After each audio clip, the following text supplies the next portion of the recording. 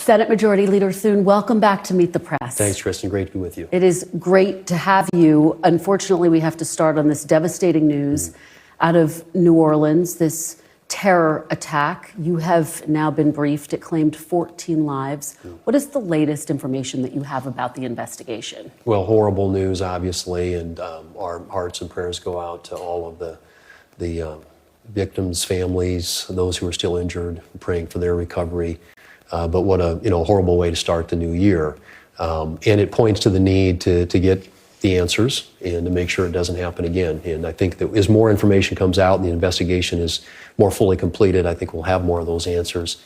But clearly it's a dangerous world, and I think it's a reminder that we need to be doing everything we can at every level to keep the American people safe. You know, you said in your statement after the horrific attack in New Orleans that the threat posed by ISIS, quote, is a clear example of why the Senate must get President Trump's national security team in place as quickly as possible. As you know, there are Senate Republicans who say they still have questions about the qualifications, about the character of some of President-elect Trump's picks, from Pete Hegseth to Tulsi Gabbard. As we sit here today, are you prepared to vote yes on all of his nominees? Well, it's a process, and we're gonna. What I've promised them is a fair process, and so these nominees are going to go through a committee where they get they're going to have to answer questions. There will be some hard questions posed. We're going to do everything we can to ensure that he has the people he wants in place. I think you give great deference and latitude to a president when it comes to people he wants to put into key positions, and national security ones are especially important. But the Senate has a role, advice and consent. And we intend, we have a lot of our senators who take that role very seriously. And so we will make sure that these nominees have a process, a fair process, in which they have an opportunity to make their cases not only to the members of the committee and ultimately to the full Senate, but also to the American people. And that's underway as we speak. But my hope and expectation is that the president will get the people that he wants in place to implement his agenda. And I hear you say there's a process, but you're not prepared to say you're a yes, you're a rubber stamp on all of these nominees at this point. Well, that's why we have a process. And, I've met with them. There are some of them I think that I've been really, really impressed by. And I think there are, as they go through the process, there will be opportunities throughout that where senators will have opportunities to make sure they're getting their questions answered, and we'll see. I mean, I think this is again, that's why we have the checks and balances in our system that we have. But my expectation is, and as the leader of the Senate, that we're going to get the president, his people, as quickly as possible in the key positions where he wants them. Let me ask you about Kash Patel. In his book, as you know, as has been reported, he has a list of 60 people he calls members of the so-called deep state. Are you certain that Kash Patel's priorities would be fighting crime, protecting national security, rather than settling political scores? I think that he understands what his mission would be if he is successful in getting confirmed to that position at the FBI.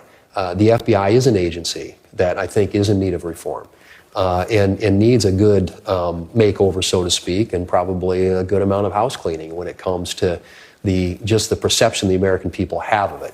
And these institutions that the American people need to have confidence and trust in, I think that confidence and trust is largely eroded. And there's an opportunity to fix that. I think that's what I sat down and met with him. I think he understands that's the mission. And if he's successful through the nomination process, I hope that he will take very seriously that responsibility and focus on what he can do to make the FBI operate in a way that is protecting the American people, and also being accountable to the same. When you say you think he does understand the mission, does that mean, yes, you do think he will put national security ahead of settling political scores? Well, in my conversations with him, and I've not talked a lot about the meetings that I've had, but I felt like he fully understood, I think, what is expected, and I think what the president wants out of the agency. I feel confident that he gets what his job is going to be if he gets over there. And I think that as he goes through the process, more members will have an opportunity to ask the questions of him. But I think at least based on my conversations with him, I feel very good about that. Are you a yes on Kash Patel? Well, I'm not, I haven't been advertising or disclosing my positions on individual nominees at this point just yet.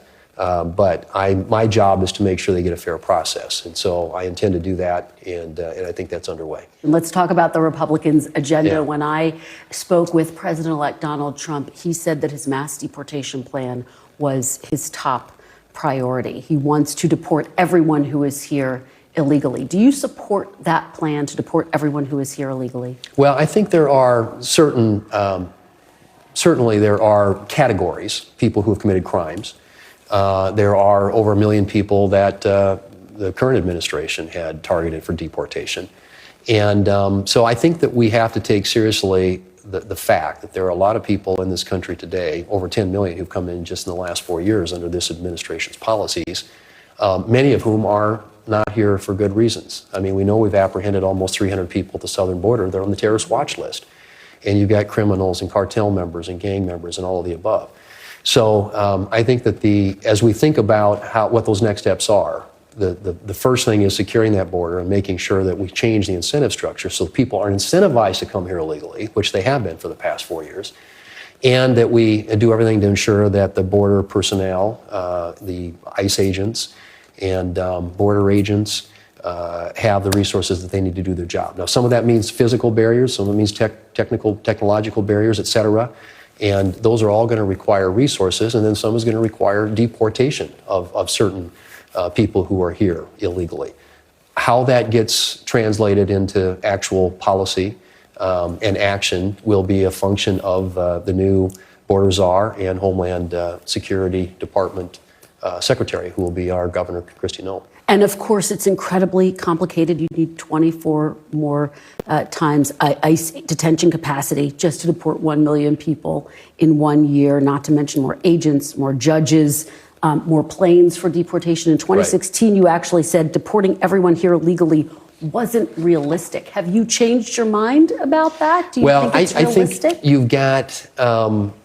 Again, I think you start, and I think this is going to be obviously a process, and it's going to take resources. Obviously, to get people, to leave the country, we're going to have to make sure the administration has the resources they need to enable them to do that. Is it realistic to deport everybody? I mean, there's a lot of people in this country who are here illegally. But I think we have identified already, and I said anybody who has committed a crime in this country clearly ought to be on that list. And there are a bunch of folks that over 1 million, 1.4 million, I think, on the current administration's list of people that need to be deported. So start with that, and then we'll go from there and figure it out. But I think that the administration, when they take office, these are decisions obviously they're going to have to make, and we want to work with them to ensure that we have a safe and secure southern border where people don't have the incentive structure they have today, which is essentially come to this country and we will wave you in. People have to understand that we are a nation of immigrants, but we are first and foremost a nation of laws, and you got to follow the law. Let's talk about tax cuts. President-elect Trump has proposed a slew of tax cuts, extending the 2017 tax cuts, as well as further slashing the corporate rate, eliminating taxes on tips. The estimated price for everything he's proposing would exceed some $9 trillion. Are you comfortable adding $9 trillion to the national debt? Well, I think you have to, first off, look at what happens if we don't act by the end of the year. And that's a $4 trillion tax increase on the American people, because that's essentially what you're talking about if we don't extend the 2017 tax law. The president has had some other suggestions and ideas with respect to, that he would like to do in the area of tax reform, and we'll take those into consideration. But I think that we intend to ensure that we don't have a $4 trillion tax increase on the American people by December 31 of this year. And in order to do that, we've got to act collectively, House, Senate, and White House, to extend the 2017 tax cuts. Now, in doing that, I believe there will also be a robust conversation about whether we can find offsets and achieve reductions in spending that would help offset some of that. But then also, you've got to understand, too, that tax policy is directly connected to economic growth. And we've been told by all the experts, the Joint Committee on Taxation, Congressional Budget Office, that for every 1% increase in GDP, you generate about $3 trillion in additional tax revenue. Many of the tax provisions that are in law today that will be extended will have a very positive impact on growth in the economy. I'm somebody who believes in growth. With growth, you get better paying jobs. but you also generate more tax revenue. And I think that's something that isn't fully contemplated or considered when people talk about deficit numbers. You've said that the size of the national debt is actually a national security threat. You're talking about the 2017 tax cuts, but when you lump all of these other potential tax cuts onto it, it just balloons the debt. How would you pay for that? I hear you expressing some skepticism that the whole entire package could get done. Well, I mean, I think that you start with extending existing tax policy, and that is current policy. Now, some people, depending on which scorekeepers you use, will say, well, yes, this is going to contribute to deficits down the road. But the fact of the matter is, this is the law today, and so what you're doing is by essentially extending offsets? that. Well, I'm not perhaps all of it, but what I'm telling you is a combination of growth, a combination of offsets, and an expectation, I think, that if you want to avoid a $4 trillion tax increase, you're going to have to take some steps to extend the current tax policy. When you do that, I think you get outcomes that are good for the economy. And when the economy is growing, expanding, and creating better paying jobs, people are making money, they're taking realizations, they're paying taxes, tax revenues go up. And that was demonstrated and proven in 2017 with the Tax Cuts and Jobs Act. Monday marks 4 years since January 6th, since the attack on the Capitol. You were here that day. You've been in this building for more than 20 years. In my interview with him, President-elect Trump said he plans to pardon those who attacked the Capitol on that day, and potentially even some of those who pleaded guilty to assaulting police officers. Do you support that, pardoning people who attacked police officers who stormed the Capitol that day? Well, I mean, as we've discovered under the Biden administration, the pardon authority is a very broad one. I mean, he's taken it to a whole new level. That's ultimately going to be a decision that President Trump is going to have to make.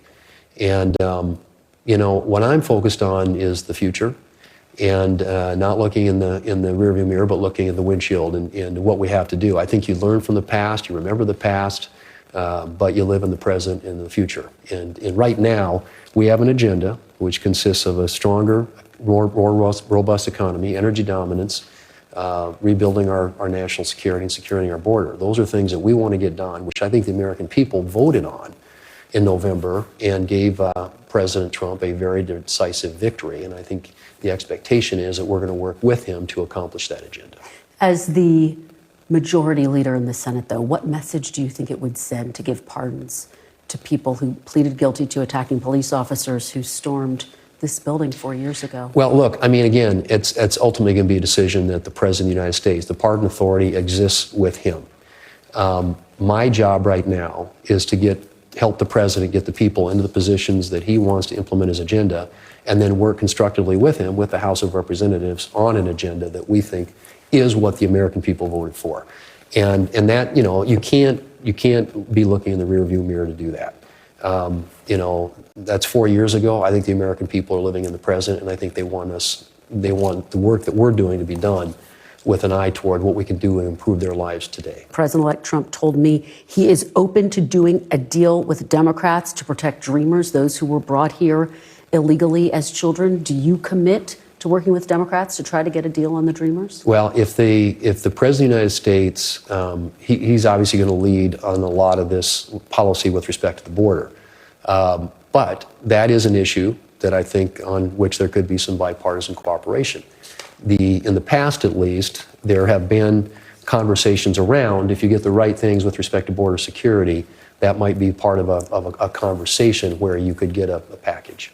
I just finally, big picture, want to ask you, you endorsed Tim Scott during the Republican primary. You ultimately backed Mr. Trump. How would you describe your relationship with President-elect Trump right now? Well, you know what? It's evolving. And we have a relationship, I think, where we understand what each other wants to accomplish. And what I've said before is, that there is an alignment of incentives. We want to get to the same destination. I want a lot of the same thing, to accomplish the same things that he does. And I think that's a powerful combination, and we're going to continue to build on that. Senate Majority Leader John Thune, thank you so much for your time. Thanks, Kristen.